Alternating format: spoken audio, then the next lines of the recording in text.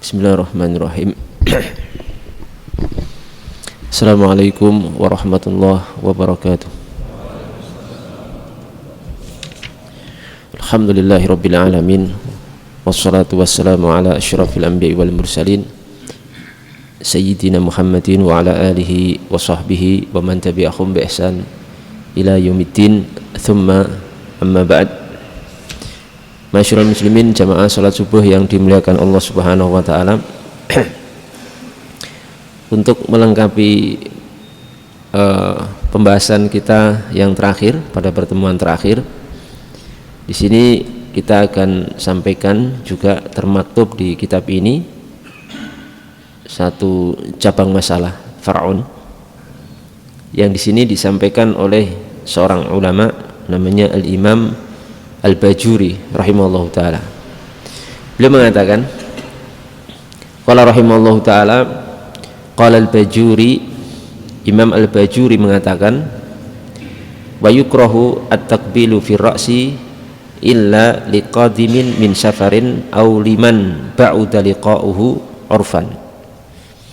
Jadi dimakruhkan untuk mencium kepala. Jadi di bangsa Arab yang saya alami di Yaman, khususnya di Yaman, di Saudi, ketika di sana itu ada tradisi mencium kepala. Jadi mencium apa nih? Kening, bunubun. Itu ada tradisi seperti itu. Kalau ketemu, misalkan murid ke guru, misalkan ya, atau misalkan tamu ke yang ditamui, itu ada kebiasaan mencium kepala atau kening, itu ya. Itu menurut Imam Al-Bajuri di sini bahwa mencium kepala itu dimakruhkan kecuali, berarti ini yang dibolehkan ya, kecuali liqadimin min safar, seorang yang baru datang dari perjalanan jauh, jarang ketemu, baru melakukan safar yang jauh ketemu, nah itu boleh mencium kening atau kepala. Auliman ba'uda liqa'uhu urfan, atau orang yang jauh, jarang atau hampir tidak pernah ketemu secara urf, secara adat. Nah ini diperbolehkan.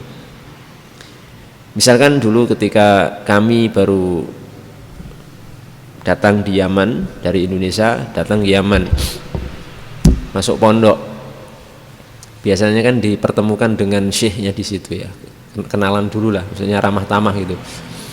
Waktu itu ba'da sholat subuh kita ketemu sama syekhnya.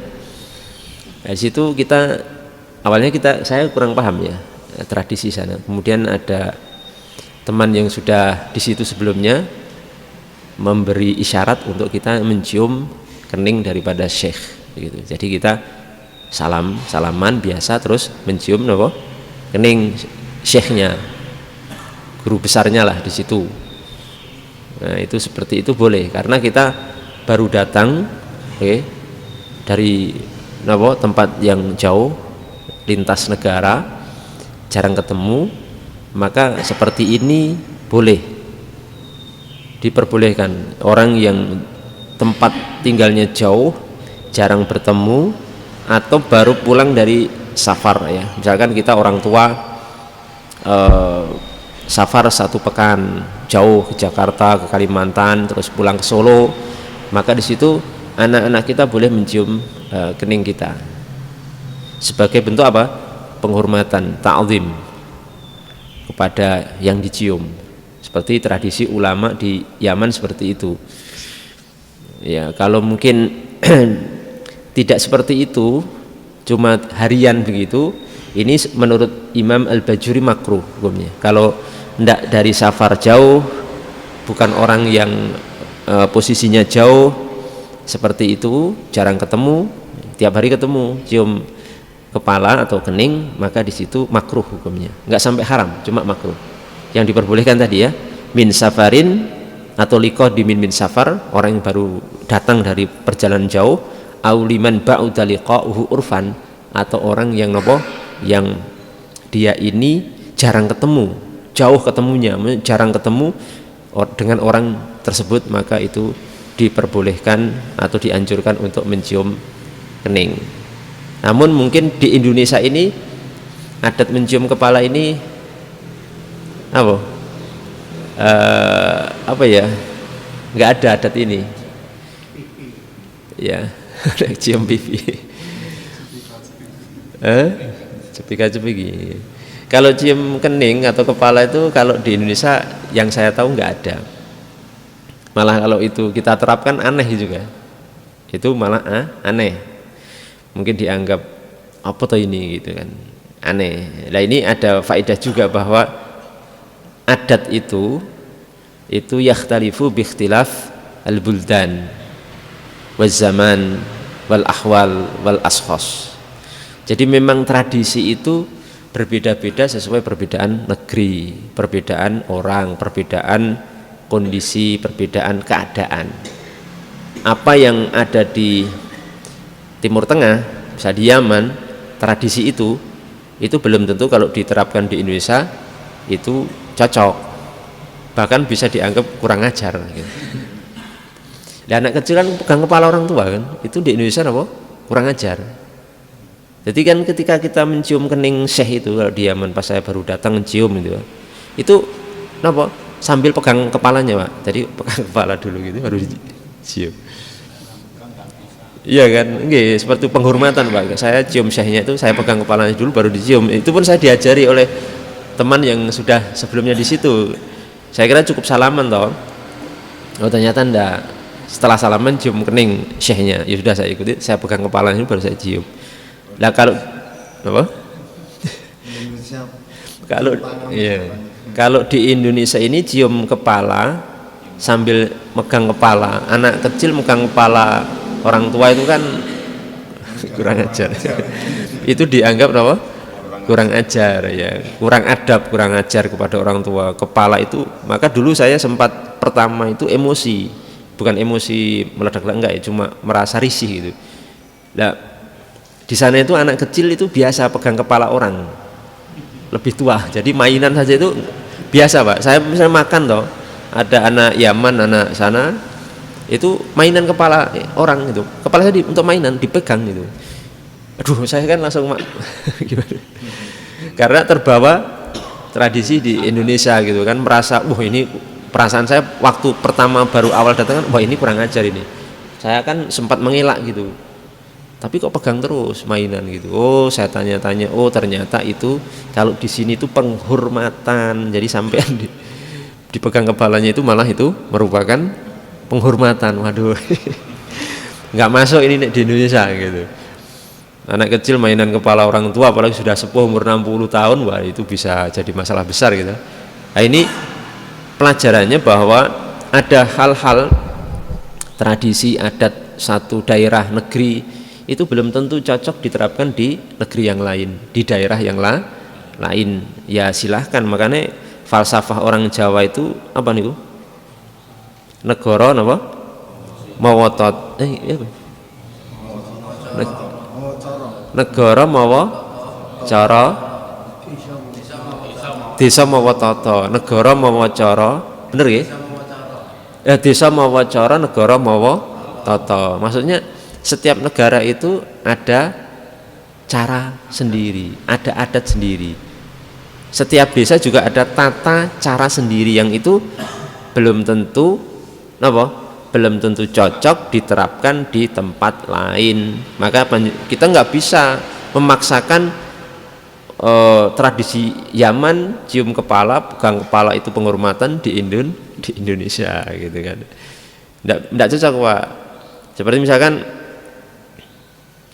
kalau orang Sunda nih kan adatnya itu malah yang kerja apa? Ceweknya. Bali apa mana ini? Bali, di Bali. Bali itu malah yang kerja istri. Suaminya ngopi. Suaminya ngopi malahan. Iya benar begitu. Nah itu jangan diterapkan di Solo. Bisa ramai nanti. Waduh. Karena kalau di sana memang itu adatnya begitu, jadi nggak ada yang protes. istrinya cari kayu bakar, ini mecahi kayu, waduh luar biasa gitu, ngambil air, kerja keras luar biasa, suaminya ngopi tidur sama ngopi. Itu tidak bisa diterapkan di Solo, di daerah kita, tidak bisa. Nah ini penting sekali kita menyikapi hal-hal seperti ini, termasuk masalah mencium kening atau kepala. Tadi sudah saya sebutkan rinciannya ya. Kemudian beliau mengatakan selanjutnya, wa yusannu taqbilul yad, ya, wa yusannu taqbilul yadi lis-salahin wa nahwih minal umuri ad-diniyah ka ilmin wa zuhdin. Perhatikan nggih. Kemarin sudah saya spill juga, saya sebutkan sekilas begitu, tapi saya ulangi biar lebih mantap. Disunahkan untuk mencium tangan orang lain karena kesolehannya atau yang semisalnya dari perkara-perkara diniyah, perkara agama. Dia seorang yang solih, ka'ilmin, dia orang berilmu, para guru, para ulama, para masyayikh, cium tangan. Wa zuhdin, dia seorang yang zuhud, zuhdan termasuk umur diniyah, amrun dini, perkara agama yang baik, urungnya sederhana sekali, zuhud, bertakwa, seorang berilmu, para ulama, para masyayikh, ya, seorang yang solih. Atau ke orang tua, itu disunahkan untuk cium tangan ketika berjumpa atau mau berpisah. Disunahkan untuk cium tangan kita ke guru, murid ke guru, atau anak ke orang tua, anak ke orang tua, atau secara umum kita kepada orang-orang yang tadi punya sifat-sifat diniyah tadi, Pak. Biasanya umurnya lebih tua, dia seorang yang solih, dia berilmu, dia bertakwa, itu seperti itu. Dan alhamdulillah saya sendiri di keluarga saya itu, anak-anak itu biasa, saya biasakan untuk cium tangan ke orang tuanya, ke bapak ibunya. Kalau anak saya kan manggil saya Abi gitu ya, kalau ibunya ke Umi gitu. Ke Abi saya, ke uminya, ibunya, itu tradisi kita.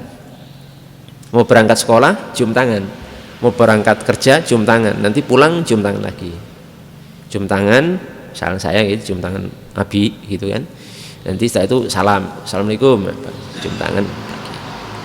Ini satu hal yang sunnah hukumnya.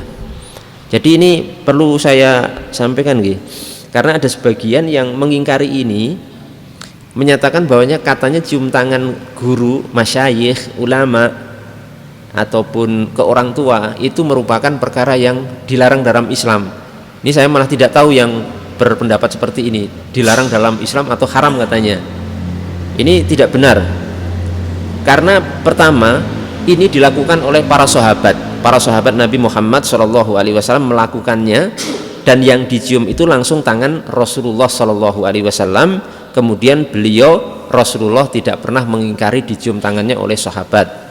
Di antara riwayatnya dalam Sunan Abu Dawud, kemudian Imam Al-Bukhari dalam Al-Adabul Mufrad, diriwayatkan dari sahabat Abdullah bin Umar radhiyallahu ta'ala anhu, di mana Abdullah bin Umar niki, sahabat niki, berkumpul rombongan begitu, bertemu Nabi Muhammad SAW. Kemudian di akhir riwayat disebutkan oleh sahabat Abdullah bin Umar, fadanauna, yakni minan Nabi SAW, faqabbalna yadah, kami sahabat, berarti nggak hanya satu, Pak. Kenapa? Tidak hanya satu, Abdullah bin Umar dan sahabat-sahabat lain itu mendekat kepada Nabi Muhammad SAW, faqabbalna, kemudian kami mencium, berarti ini semua rombongan ini semua mencium tangan Nabi Muhammad SAW. Itu mencium semua, menunjukkan, dan di sini riwayat ini Nabi Muhammad SAW tidak mengingkari akan fenomena itu atau perbuatan para sahabat Nabi Muhammad SAW kepada beliau. Juga dalam hadis lain dalam Sunan Abu Dawud, ini saya sampaikan supaya ilmiah artinya ini ranah ilmiah, bukan ranah bukan ranah karena kebencian atau karena ada tendensi lain, tidak. Ini murni ilmiah, nggak ada kaitannya dengan politik ataupun ormas apapun, tapi ini ranah napa ilmiah, tidak ada tendensi apapun. Hadis lain itu dalam Sunan Abu Dawud nih, nomor 5225 dan status hadisnya hasan, maksudnya bagus sanadnya. Ini riwayat dari Zar' radhiyallahu ta'ala anhu dalam peristiwa pengutusan Abdul Qais, kisahnya itu.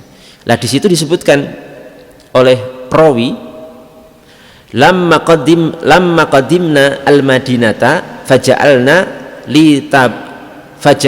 natabadaru min rawahilina fanuqabbilu yadan Nabi sallallahu alaihi wasallam.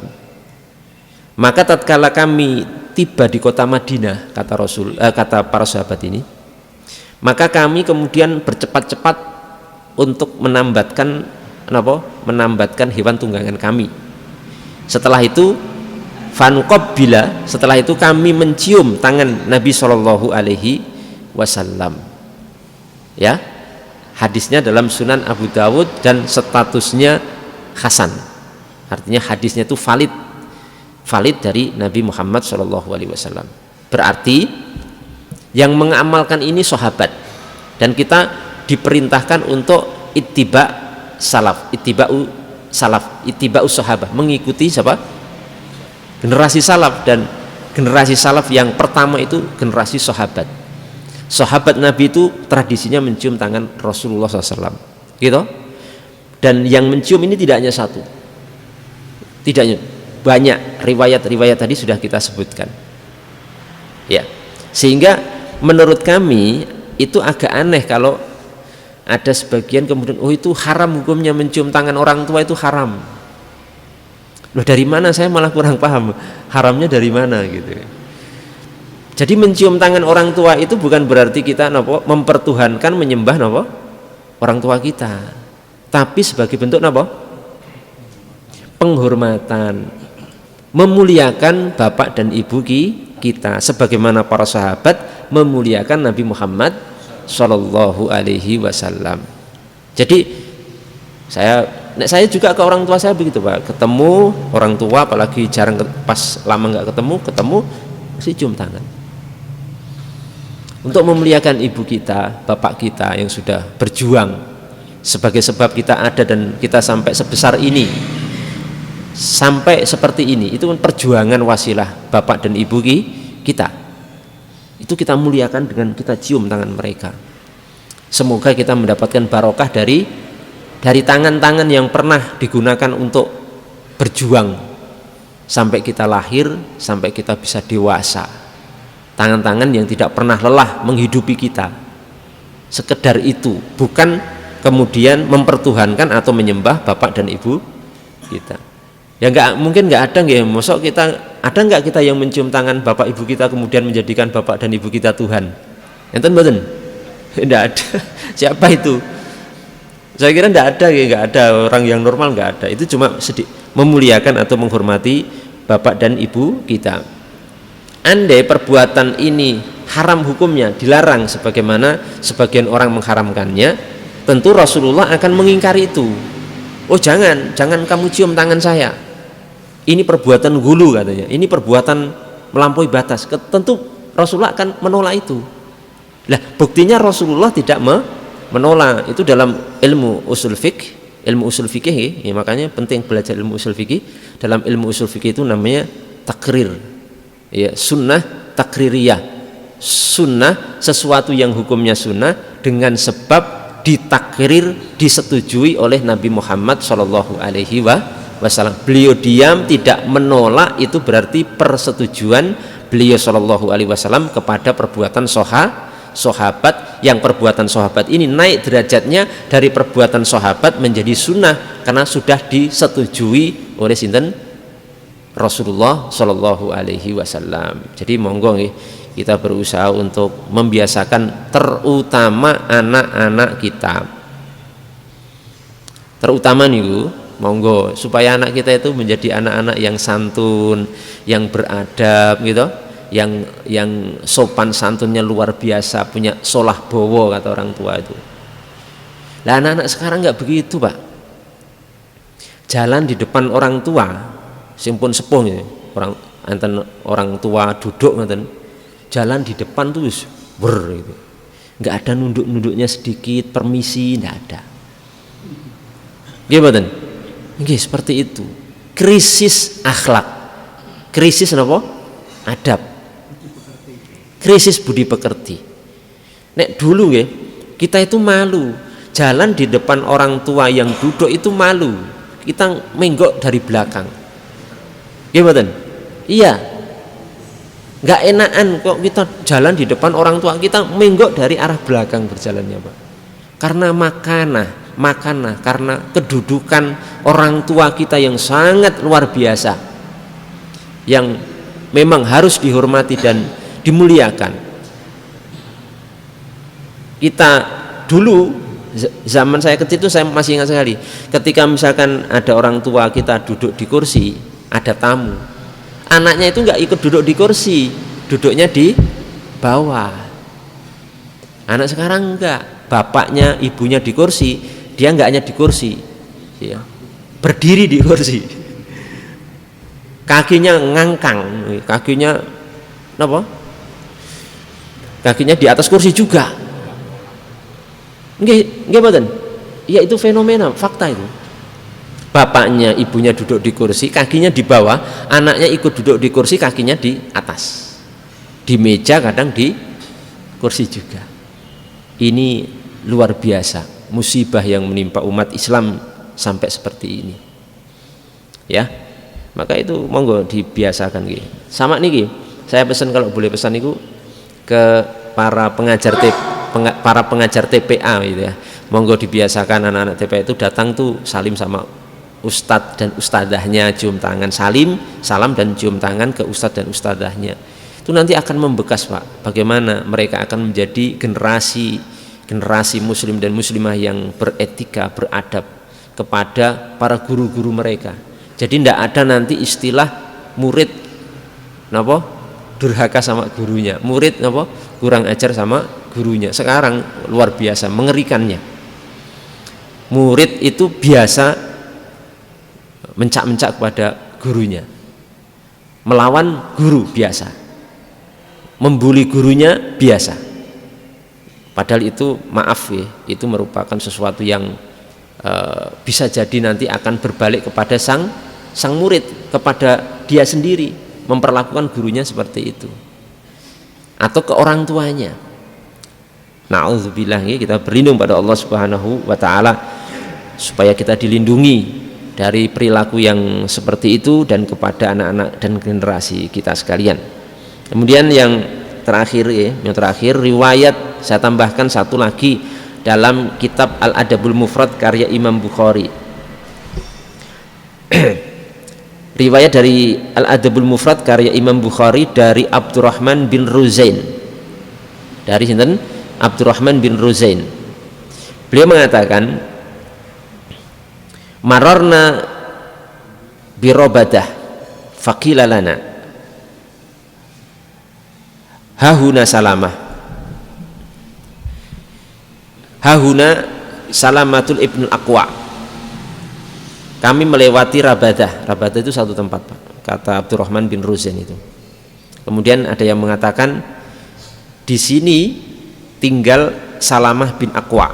Salamah bin Aqwa niku sahabat. Lalu kami mendatangi dan mengucapkan salam kepadanya.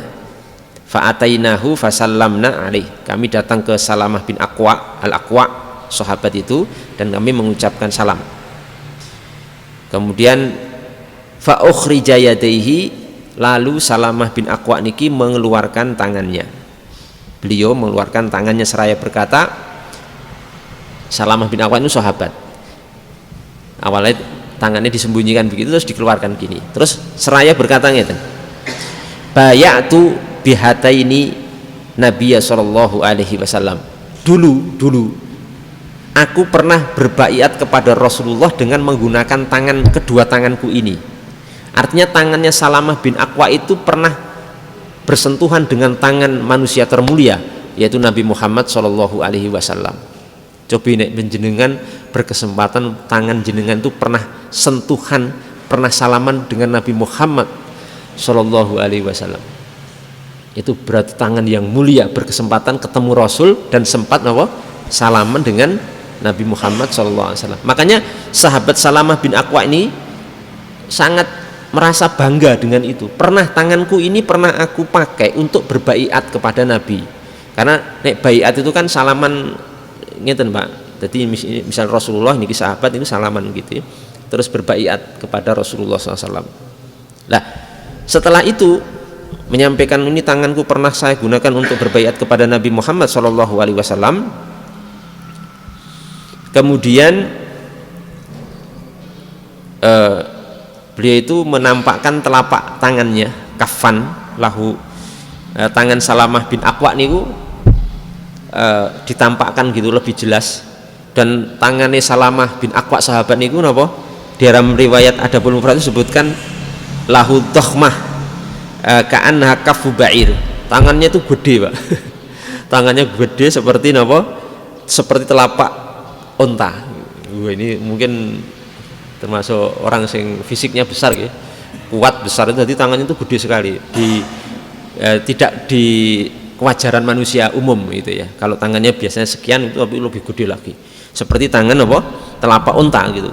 Kemudian di akhir riwayat itu disebutkan para tamu yang mendatangi rumah Salamah bin Aqwa itu apa? Mereka mengatakan fakumna ilaiha faqabbalnaha, maka kemudian kami berdiri dan kami kemudian mencium tangan Salamah bin Al-Aqwa itu ya. Dan sahabat ini ketika dicium tangannya juga tidak menolak, karena yang hadir para tamu ini diberitahu tadi, diberikan bahwa tanganku ini pernah aku gunakan untuk salaman dengan Rasulullah SAW. Maka kemudian tamu itu mencium tangan sahabat Salamah bin Al-Aqwa. Jadi Bapak Ibu yang dimuliakan Allah Subhanahu wa taala, ini mungkin terlalu panjang nih, tapi saya cukupkan sampai di situ bahwa mencium tangan orang-orang mulia, orang tua, bapak, ibu, para guru, para masyayikh, para ulama, orang-orang bertakwa, orang yang lebih tua dari kita. Misalnya kula ke Mbah sinten nggih, saya punya mbah-mbah yang sudah sepuh, itu kalau ketemu ya saya cium Mbak tangan beliau-beliau itu. Itu selama dasarnya adalah karena kesolihannya, karena agamanya, karena ilmunya, karena ketakwaannya kepada Allah Subhanahu wa taala, maka di sini disebutkan Imam Al-Bajuri itu disunahkan. Yang dimakruhkan itu ketika cium tangan karena kekayaan, karena orang itu sugih, karena kaya, atau karena jabatan, atau karena kedudukan atau kekuasaan. Sampean ketemu presiden, wah cium tangan. Karena presidennya, karena kekuasaannya, niku hukumnya makruh. Ketemu orang miskin nggak pernah cium tangan, walaupun lebih tua, tapi pas ketemu orang bawa mobil Pajero langsung cium tangan. Gara-gara Pajeronya, gara-gara bawa Pajero terus cium tangan. Pas ketemu lain hari sebelumnya itu ketemu orang miskin, enggak cium tangan, babar blas. Jangankan cium tangan, bawaannya langsung curiga, ini mesti mau utang ini. Kalau didatangi orang miskin gitu, ini mau utang kayaknya ini. Tapi kalau yang datang bawa Pajero, Alphard, langsung nunduk gitu. Nunduk langsung cium tangan. Ini mesti karena apa? Karena Alphardnya. Karena apa? Pajeronya. Bukan karena kesolihannya, bukan karena ketakwaannya kepada Allah Subhanahu wa taala. Lah, kalau yang ini makruh hukumnya. Makruh hukumnya. Bahkan kadang-kadang kita itu perlu mencium tangan nih anak-anak yatim, walaupun mungkin anak yatim itu di bawah kita umurnya Pak, untuk rahmat, sebagai bentuk kasih sayang. Bagaimana menderitanya dan derita anak-anak yang tidak punya bapak dan ibu di dunia ini. Kita masih punya bapak dan ibu, bersyukur. Mereka nggak punya bapak ibu sejak kecil, kita ciumi tangan mereka ya, sebagai bentuk kasih sayang, itu luar biasa. Demikian nih, mudah-mudahan bermanfaat ya, yang bisa saya sampaikan. Sebenarnya ada satu, tapi belum cukup waktunya, insya Allah pekan depan, tentang masalah mencium kaki ibu, bagaimana hukum mencium kaki ibu. Ini sebenarnya saya punya risalah Pak, risalah itu tulisan tangan saya ya, artinya pembahasan khusus ya dalam bahasa Arab, kemudian diterjemah dalam bahasa Arab dalam masalah ini. Jadi ini saya membaca tulisan saya sendiri ya. Kita alhamdulillah bukan kelasnya Google Pak. ilmu agama saya itu bukan dari Google. Kadang sekarang kan banyak orang pinternya apa? Googling. Ya, Google saya cari searching di Google, wah ini ya, belum tentu ilmu di Google itu macam-macam. Kalau nggak bisa menyaring bahaya. Kalau ini saya membaca ini bukan tulisan orang, ini tulisan saya pribadi. Jauh sebelumnya sudah saya bahas, sudah saya pakai standar ilmiah. Belajar kita di Yaman seperti ini, di Saudi seperti ini, itu saya torehkan di sini seperti itu. Mudah-mudahan bermanfaat untuk kita semuanya, dan mudah-mudahan Allah Subhanahu wa taala memberikan barokah, memberikan kebaikan kepada kita semua, sekeluarga kita, anak-anak kita, untuk menjadi generasi dan anak-anak yang soleh dan solehah. Amin ya rabbal alamin. Wabillahi taufiq wal hidayah wal afu minkum. Wassalamualaikum warahmatullahi wabarakatuh.